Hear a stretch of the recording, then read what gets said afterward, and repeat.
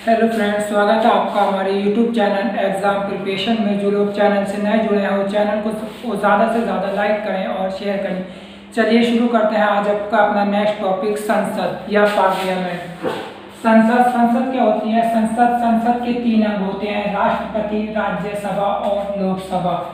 राष्ट्रपति का जो वर्णन है वो संसद का जो वर्णन है वो भारतीय संविधान के अनुच्छेद 89 में है और राष्ट्रपति का जो वर्णन है वो अनुच्छेद 52 में है और राज्यसभा का जो वर्णन है वो भारतीय संविधान के अनुच्छेद 80 में है। राज्यसभा को उच्च सदन भी कहते हैं क्योंकि यह कभी भी भंग नहीं हो सकता और लोकसभा का जो वर्णन है वो संविधान का आर्टिकल 81 में है। लोकसभा को निम्न सदन कहते हैं, इसे कभी भी भंग किया जा सकता है।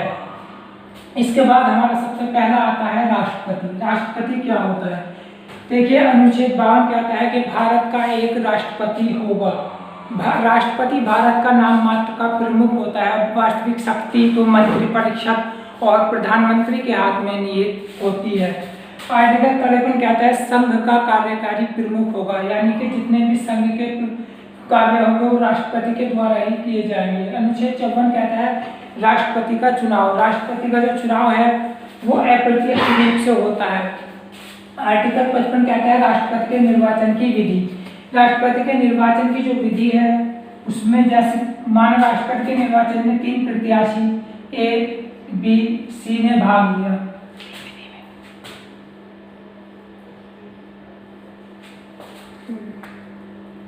देखिए, अनुच्छेद 55 कहता है राष्ट्रपति के निर्वाचन की विधि। मानव राष्ट्रपति के निर्वाचन में 3 प्रत्याशी ए, बी, सी है, ए, बी, सी, यानी हमने पहला वोट ए को दिया, दूसरा वोट बी को दिया, तीसरा वोट सी को दिया। फिर हमने पहला वोट ए को दिया, दूसरा वोट इसे दिया और तीसरा वोट इसे दिया। लेकिन इसमें जो विजयी होगा, जिसके सबसे ज्यादा वरीयता होगी वह विजयी होगा। विजयी कौन होगा? विजयी सी होगा और इन दोनों के वोट भी सी को ट्रांसफर कर दिए जाएंगे वरीयता क्रम के अनुसार। इसके बाद आता है राष्ट्रपति का जो निर्वाचन होता है, उसकी जो निर्वाचन की पद्धति है वो अनुपातिक एकल संक्रमण मत पद्धति द्वारा किया जाता है।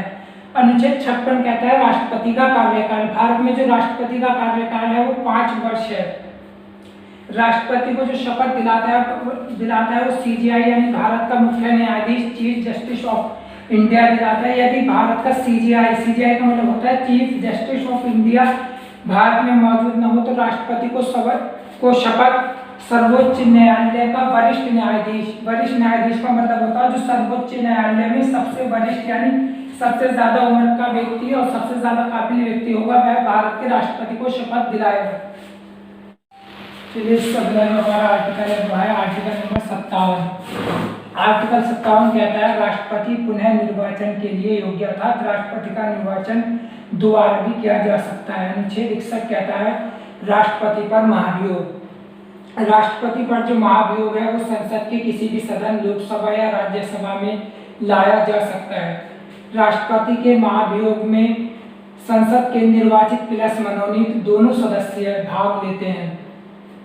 राष्ट्रपति पर जो महाभियोग है वो लोकसभा एवं राज्यसभा में पूर्ण सदन सदस्य संख्या का 2/3 बहुमत द्वारा राष्ट्रपति को पद से हटाया जा सकता है।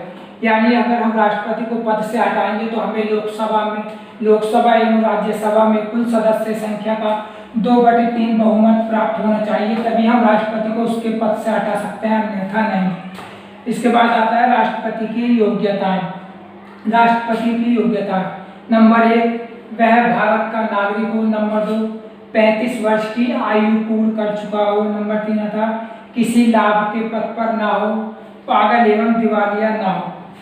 इसका राष्ट्रपति जो है वो तीनों सेनाओं का प्रमुख होता है। तीनों सेनाओं का मतलब होता है थल सेना, वायुसेना, जल सेना, तीनों ही सेनाओं का प्रमुख राष्ट्रपति होता है। इससे के बाद हम नेक्स्ट डिस्कस करेंगे राष्ट्रपति की शक्तियाँ। जो लोग चैनल से नए जुड़े हैं वो लोग चैनल को ज़्यादा से ज़्यादा सब्सक्राइब करें और शेयर करें।